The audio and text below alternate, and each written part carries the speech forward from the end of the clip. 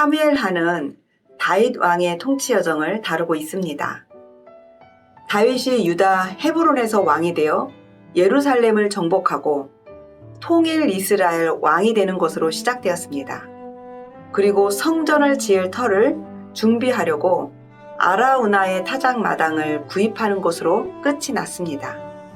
여기까지가 사무엘하 내용의 끝입니다.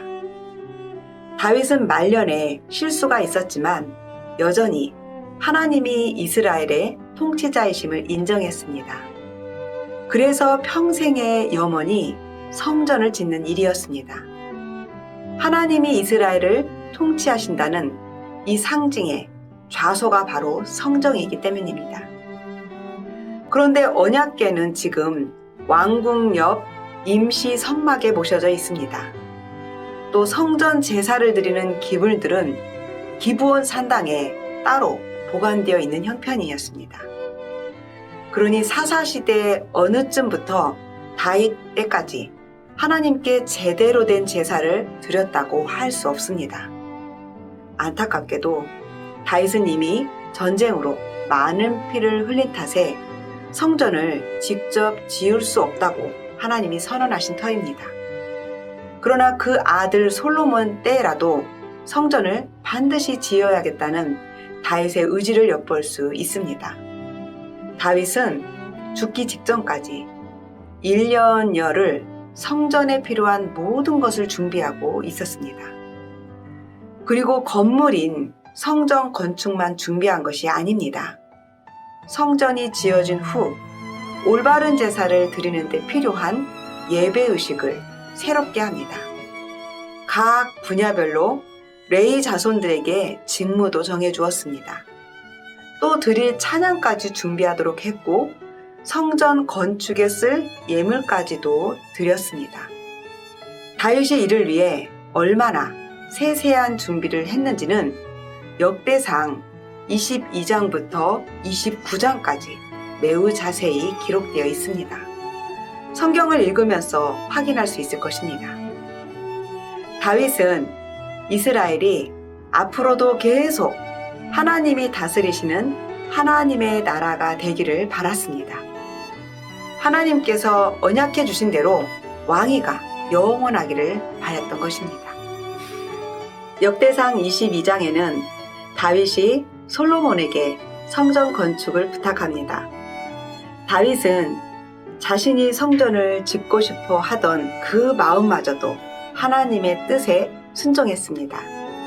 이어서 방백들에게 명령을 내려 솔로몬이 성전을 지을 때 모두가 도우라고 합니다. 그동안 장막에 머물던 언약궤와 기브온 산당에 따로 보관되어 있던 성전 제사 기구들을 옮겨 성전에 함께 두도록 명합니다. 하나님을 위해 건물을 지어 올리는 것이 성전 건축의 참된 목적은 아닙니다. 이스라엘은 하나님 나라의 모습을 드러내야 하므로 성전이 하나님의 통치 좌소로 기능하기를 원했던 것입니다. 다윗은 이를 위해 성전에서 이루어져야 할 모든 것을 치밀하게 정했습니다. 예배의 기획입니다. 그리고 그것을 수행할 담당자의 일들을 부문별로 정했습니다. 모세가 레위들에게 맡겼던 레위의 직무를 새롭게 할 필요가 있었습니다. 이제는 더 이상 옮겨 다니는 성막이 아니기 때문입니다. 이제 다윗은 솔로몬에게 이스라엘의 왕위를 물려주었습니다. 솔로몬에게 권위를 실어주어야 건축일도 순조로울 수 있기 때문입니다. 그리고는 지도자와 성전 관련된 사람들을 다시 불러 모았습니다. 30세 이상의 레위인이 38,000명이었습니다.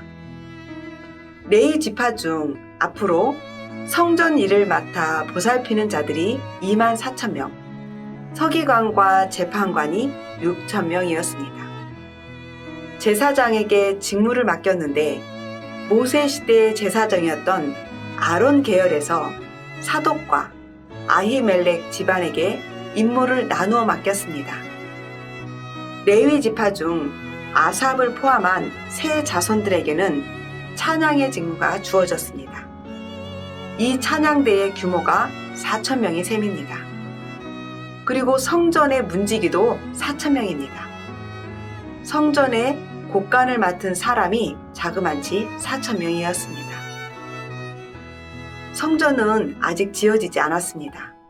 그런데 성전에서 섬기는 사람들의 숫자가 이 정도라면 성전의 크기도 상상할 수 있습니다. 뿐만 아니라 이스라엘의 통치를 오로지 하나님께 맡기겠다는 다윗의 마음도 보입니다. 선지자 나단을 통해 받았던 여호와의 신탁, 즉 다윗으로 하여금 영원히 하나님 나라를 견고히 세워가겠다는 그 언약이 꼭 이루어지게 하고 싶었던 것 같습니다. 이제 그 아들 솔로몬 왕이 이스라엘의 심장부인 예루살렘에 하나님 나라의 상징인 성전을 세우게 됩니다.